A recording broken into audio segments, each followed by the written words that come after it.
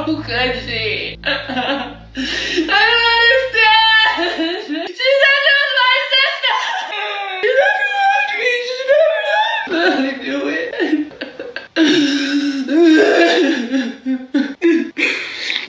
She's gonna hurt her. She doesn't care about the princess, my mom and dad. And then she asked you for more money the other day.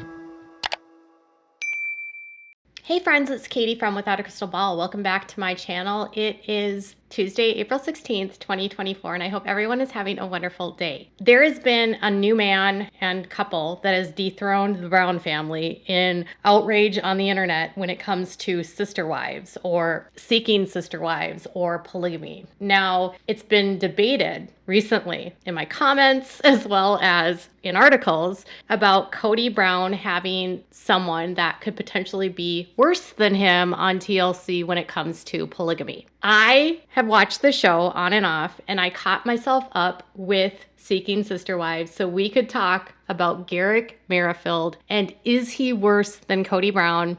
And does he qualify as someone that is worse than Kody Brown? Is it comparable to compare them? Is it reasonable to make the inference? And we're going to talk because there is some differences here. There's, in fact, a lot of differences when it comes to Garrick and Kody. They come from completely different worlds. And the reasons why they practice polygamy are completely different. And the reasons why they're involved in a show are completely different. And it's very reasonable for people to be alarmed by Garrick Merrifield, but we're going to discuss because I wouldn't say he's worse than Kody. I would say he's maybe as bad, but it's hard to say because he's younger than Kody and we just don't know the trajectory that this is going. But what TLC is delivering with this family is incredibly problematic considering the fact that Garrick and Danielle, who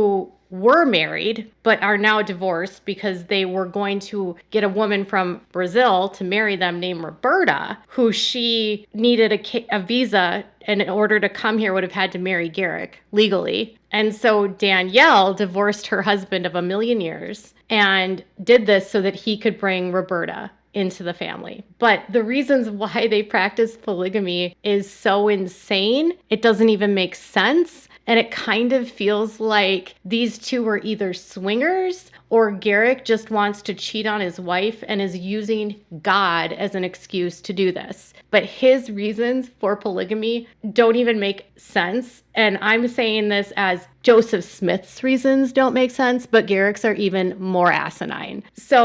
And don't forget that in the middle of this, there are two children that are involved in this mess. So let me introduce you a little bit to Garrick. I think we just thought it was wrong and evil because that's how we were raised. At first, yeah. Yeah, but we searched the scriptures for years and finally came to a conclusion. We're like, we can't say it's wrong. It's a reflection of Jesus and his church because a lot of the scriptures, the terms where it says he fills you with the Holy Ghost, it's actually a sexual term. It actually means like sperm going into like intimacy that way. That's how he described it this season, that the Holy Ghost is filling people up with the juice that comes out of men, the little swimmers, and it's a term that means you have to have intimate relations with a lot of people. And he said he searched the scriptures for years, and that this is how he determined that this is why you should live polygamy. If that's what he got out of that, it's ridiculous. But it's a completely different story than the first season. The first season, he said he searched the scriptures and he just found that there was good people in the Bible that practiced polygamy. So God must like polygamists. And in order to be godly, you need to practice polygamy. He had no actual doctrine. He had no scriptures. He literally had no passages to prove any of his claims. He has no rules for how they practice. He doesn't explain why it's necessary in his in his religion. He doesn't explain if it'll help him be more godly, if it'll help the women be more godly. There's really no explanation. So it's really just a dude that is using God as a tool to cheat on his wife, literally. Now, the wife might be in on it, although she's very not in on it because she seems very miserable. On her Instagram, she'll say that she's happy, this is what she wants, but this is not a woman on the show that looks happy. Now, there's been a lot of rumors over the years that prior to the show, they were like swingers and they would approach women at bars to like hook up. And I actually believe that. I believe that more than his arguments here about the Holy Spirit filling you up, and that's why you have to sleep with a lot of women. They don't have any set rules about how their family will run. There's no model or elders. There's no dictation about what constitutes a marriage. So on the framework, he's different than Kody because Kody comes from a culture that actually has leaders, albeit cult leaders, that have rules, that have a doctrine, that have documents that they can look back at and they can say, this is why we practice it. And then there's all these other people like through the years of that church that have said, this is why you should do it. And this is what you'll achieve with the celestial kingdom. So Kody's isn't as impulsive. It's still Kody using it to have a lot of relationships with other women, but Garrick's is just more haphazard, like, I decided I want to sleep with women, and so that's what I'm going to do.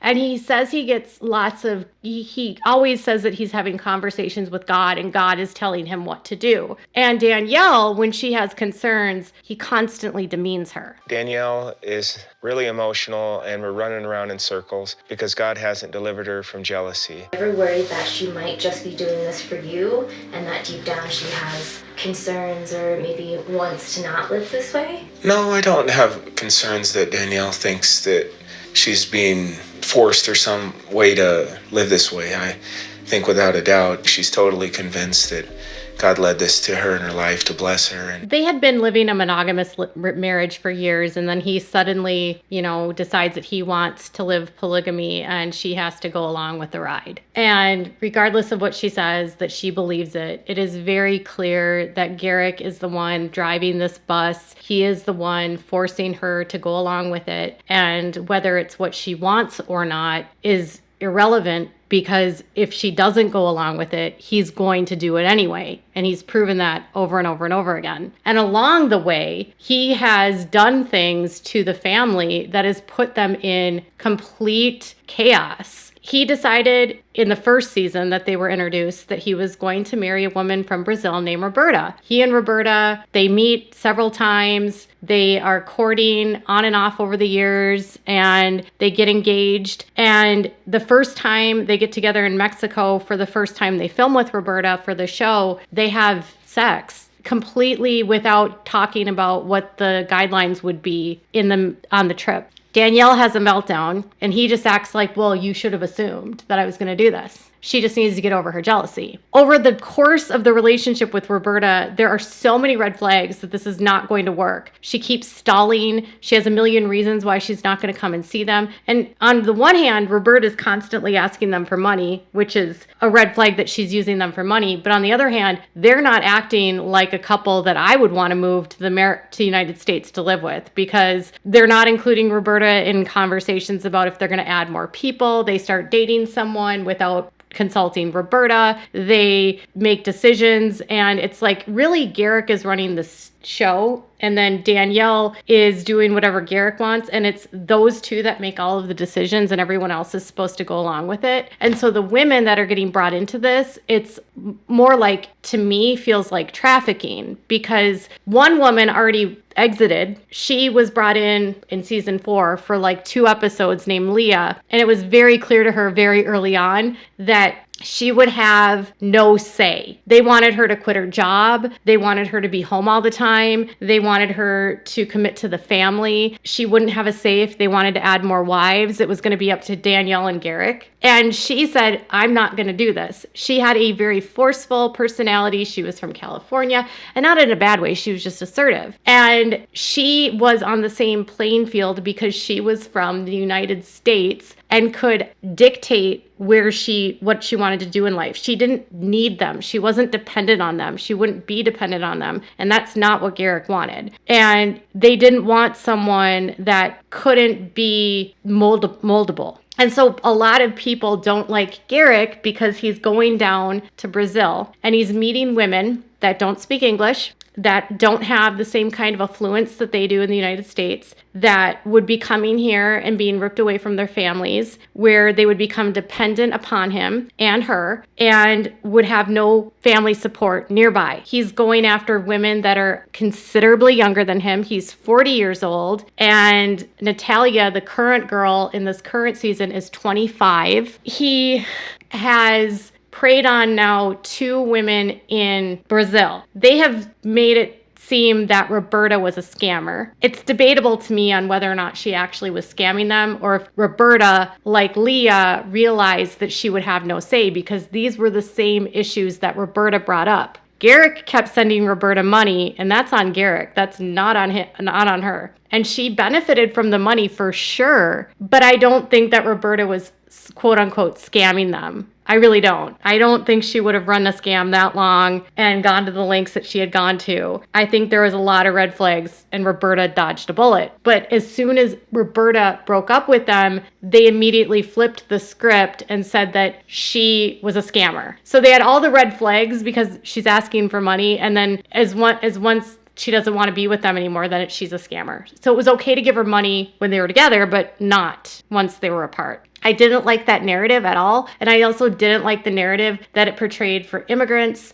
of these countries, as though everyone that lives in Brazil is literally just trying to scam American men for money. And that's racist. It's wrong. So there's that part. Roberta didn't have an opportunity to explain why she made the choices that she made, but leading up to the breakup, it was clear that she was having serious reservations for the exact same reason that Leah did, that Garrick was the one that was going to drive the bus, that she would have to go along with whatever Danielle said. And as long as Garrick and Danielle were in charge, she would just have to be okay with it. She had the exact same reservations as Leah, but they didn't call Leah a scammer. Make it make sense. So he sends tens of thousands of dollars to Roberta. He brings his children, by the way, on these trips. Danielle is exposing her children to all of these women, and they're introducing all of these women to these children who, by the way, are minors and really should not be on a show that is so highly charged around sex. Their entire relationship is dictated around Garrick having sex with these women. It's not about love, because if it were, he wouldn't be trying to bring them back to the United States so quickly, so impulsively, and then sleep with them right away, right? At least some polygamous men in the Mormon culture hide it a little bit better than Garrick. Garrick is so clearly, in my opinion, after sex, that the fact that they're going to these other countries to get women feels very sex trafficky to me. Now, they haven't been